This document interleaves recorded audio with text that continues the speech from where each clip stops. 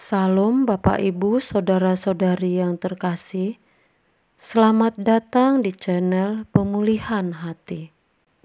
Mari kita mendengarkan renungan firman Tuhan yang berjudul Diizinkan Tuhan Terjadi. Dalam kenyataan hidup, pasti setiap kita memiliki masalah-masalah yang khusus atau istimewa. Pada waktu tertentu, pada masa tertentu, pada periode tertentu. Tidak jarang masalah-masalah khusus atau istimewa itu bisa menjadi masalah panjang yang bukan hanya pada satu periode, bukan hanya pada suatu saat, atau bukan hanya pada satu masa, melainkan memiliki durasi yang sangat panjang.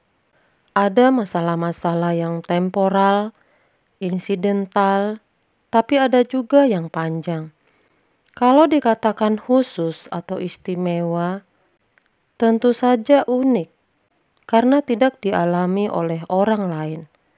Masalah-masalah seperti ini adalah masalah-masalah yang berkategori berat dan bisa mengganggu, bahkan bisa sampai menyita ketenangan hidup, kenyamanan hidup, dan bisa membuat orang tidak merasa bahagia karena masalah tersebut.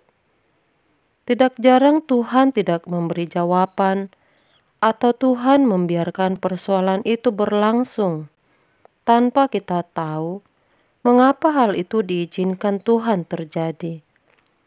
Seperti yang dialami oleh Paulus dalam kesaksiannya di 2 Korintus 12 ayat 9, dan supaya aku jangan meninggikan diri karena pernyataan-pernyataan yang luar biasa itu, maka aku diberi suatu duri di dalam dagingku, yaitu seorang utusan iblis untuk menggocoh aku, supaya aku jangan meninggikan diri. Menggocoh artinya memukul berulang-ulang. Ini hal yang sebenarnya sulit dimengerti. Demikian juga kalau kita hidup pada zaman Ayub. Mungkin kita bisa menjadi seperti sahabat-sahabat Ayub yang nyaris mau dihukum Tuhan. Dengan ilmu agamanya, Ayub tidak bisa membela diri. Katanya, Ayub saleh, takut akan Allah. Tetapi mengapa dia mengalami bencana? Jelas Ayub menjauhi kejahatan. Tidak ada orang lebih saleh dari Ayub. Tetapi bencana yang dialaminya begitu mengerikan. Seluruh anaknya mati. Hartanya semua diambil. Sangat tragis. Ayub pun kena penyakit barah, sehingga dia duduk di atas debu, benar-benar jadi gembel. Dari seorang konglomerat jadi melarat. Ayub tidak tahu bahwa semua itu terjadi atas izin Tuhan. Ada izin yang diberikan Tuhan kepada iblis. Yang satu yang tidak nampak, tapi itu pasti pekerjaan iblis. Adalah istrinya yang berkata, "Ayub, kamu masih dalam kesetiaanmu seperti itu. Kutukilah Allahmu dan matilah kamu." Lalu Ayub berkata, "Kamu bicara seperti perempuan gila." Yang gila ini Ayub atau istrinya? Kalau dari kacamata umum, yang gila adalah Ayub.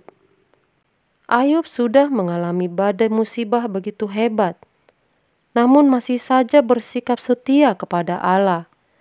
Dan Alkitab katakan, Ayub tidak bersalah dengan bibirnya. Ayub kokoh. Coba bayangkan seandainya Ayub mempertimbangkan perkataan istrinya, teman seranjang yang sudah melahirkan 10 anak, maka ia tidak akan keluar seperti emas. Tapi Ayub memiliki pendirian yang teguh. Demikian juga Abraham yang dijanjikan Allah untuk memiliki tanah perjanjian.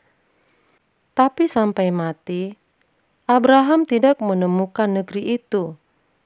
Memang, di perjanjian baru di Ibrani 11 ditulis, bahwa itu adalah negeri yang direncanakan dan dibangun oleh Allah sendiri, yaitu di langit baru, bumi baru, Kanaan surgawi, bukan Kanaan duniawi.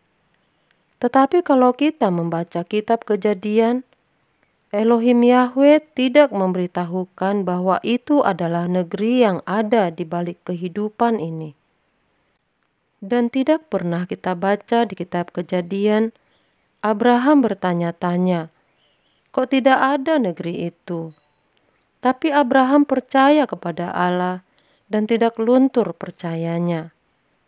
Masalah-masalah khusus tadi yang mungkin insidental, periodik, atau bisa ada juga yang panjang. Sementara Tuhan izinkan terjadi supaya yang pertama, agar kita mempersoalkannya dengan Tuhan. Jadi ada hal yang Tuhan berikan supaya kita memperkarakan secara pribadi. Kalau Paulus dalam 2 Korintus 12 menulis bahwa ia sudah 3 kali berseru kepada Tuhan. Jadi dia memperkarakannya dan Tuhan menjawab. Tapi jawaban Tuhan, cukuplah kasih karuniaku bagimu. Sebab justru dalam kelemahanlah kuasaku menjadi sempurna. Jadi dalam keadaan lemah, karena duri dalam daging itu, Paulus menjadi rendah hati dan tidak menjadi sombong. Karena begitu hebat karunia yang Allah berikan kepada Paulus. Jadi itu termasuk katup pengaman bagi Paulus. Kesulitan Paulus bukan hanya duri dalam daging, melainkan juga penderitaan yang Paulus alami karena Injil. Luka-luka di tubuhnya, kelemahan fisiknya, dan sepanjang perjalanan hidupnya, bagaimana nyawanya terancam.